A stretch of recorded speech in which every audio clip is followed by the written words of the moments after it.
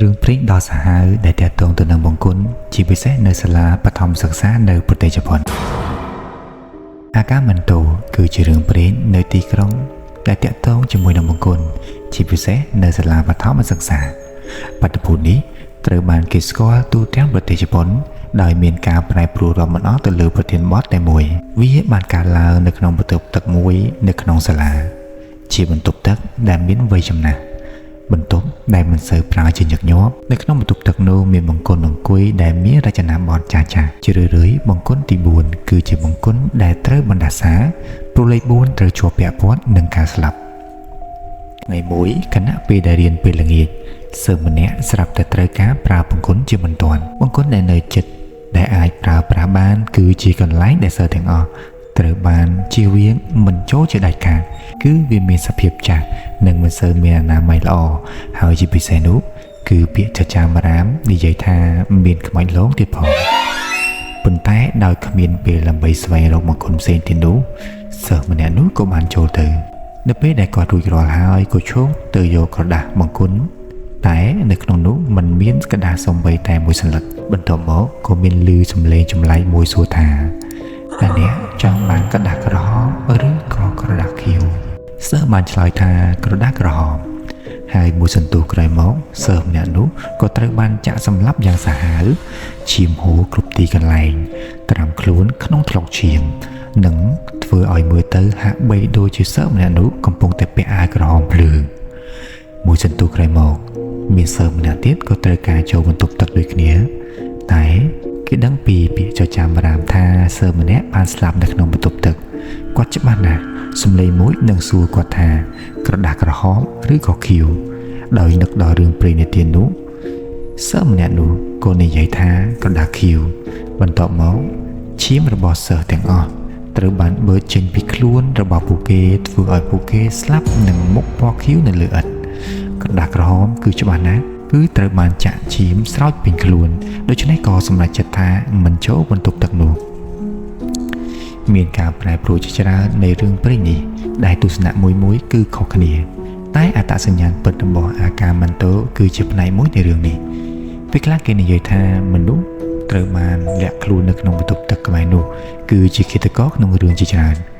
អ្នកខ្លះទៀតគឺគេគិតថាវាជារឿងខ្មោចលេចមុខជាបុរសខ្ពស់ម្នាក់ជាមួយនឹងមុខស្លេកស្លាំងនៅកន្លែងខ្លះវាថែមទាំងត្រូវបានគេស្ដីបន្ទោសទៅលើយូកៃដែលជាប្រវត្តិនៃរឿងព្រេងមួយដែលគេហៅថាជារបស់មួយដែលរស់នៅក្នុងបង្គន់តែចំពោះយូកៃនេះគឺលទ្ធផលចុងក្រោយមិនសូវមានហិង្សានោះទេតែដៃនិងសក់របស់វាបានងើបចេញពីបង្គន់ដើម្បីវាយសិស្សពីខាងក្រោយករណីខ្លះជំនួសឲ្យការបង្ហូរឈាមរបស់អ្នកក្រដាសពណ៌ខៀវធ្វើឲ្យអ្នកច្របាច់ករហូតដល់មុខប្រែទៅជាពណ៌ខៀវពេលខ្លះបានឆ្លើយថាក្រដាសក្រហមនឹងធ្វើឲ្យស្បែករបស់អ្នករលាត់នៅក្នុងកំណែផ្សេងៗទៀតជំនួសឲ្យការស្លាប់ពណ៌ស្បែករបស់សិស្សនឹងផ្លាស់ប្ដូរទៅជាពណ៌អ្វីដែលគេបានជ្រើសរើសពេលខ្លះអ្នកដែលបានរួចផុតជីវិតពីរឿងនេះប្រាប់រឿងនេះទៅដល់អ្នកដទៃក៏ធ្លាក់ខ្លួនឈឺយ៉ាងធ្ងន់ធ្ងរហើយស្លាប់ភ្លាមៗហើយពេលខ្លះទៀតផលវិបាកគឺអាក្រក់ជាងការស្លាប់ទៀតគឺដូចជាត្រូវបានអូសចូលទៅក្នុងពិភពមួយដែលមិនអាចរកឃើញសំណួរក៏នៅតែមានការប្រែប្រួលជាច្រើនផងដែររួមមានអាកាពណ៌ក្រហមឬអាវកាក់ពណ៌ខៀវដៃក្រហមឬដៃខៀវអណ្ដាតក្រហមឬអណ្ដាតខៀវពេលខ្លះពណ៌ក្រហមឬពណ៌សជំនួសឲ្យពណ៌ខៀវនៅពេលដែលជំរឿទាំងនោះជាក្រដាសពណ៌ក្រហមឬសពណ៌ក្រហមច្រើនតែនាំឲ្យអណ្ដាតក្រហមងើបចេញពីបង្គន់ដើម្បីលិតផ្នែកខាងក្រោយនៃសិស្សខណៈពេលដែលពណ៌សគឺជាលទ្ធផលដៃពណ៌សងើបមកវាយសិស្សជំរឿដែលមិនសូវមានជាទូទៅគឺក្រដាសក្រហមឬក្រដាសពណ៌ស្វាយការជ្រើសរើសយកពណ៌ស្វាយអនុញ្ញាតឲ្យសិស្សគេចផុតពីគ្រោះថ្នាក់ខណៈដែលការប្រើពណ៌ក្រហមធ្វើឲ្យសិស្សនោះទាញចូលទៅក្នុងបង្គន់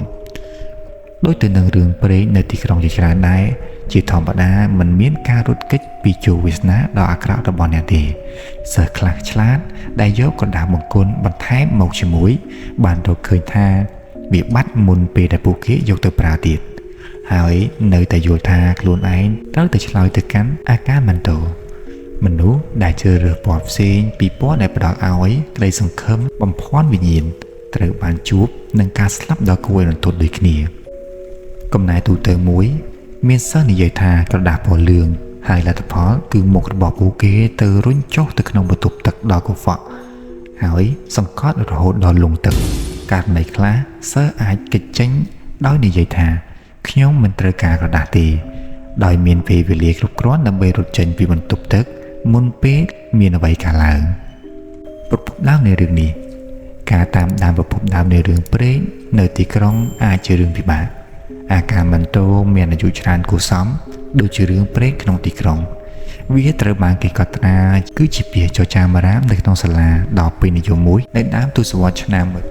1930ហើយប្រជាប្រិយភាពរបស់វាមិនដែលធ្លាក់ចុះសូម្បីតែរឿងព្រេងនិទានតាក់ទងនឹងបុគ្គលថ្មីៗដូចជា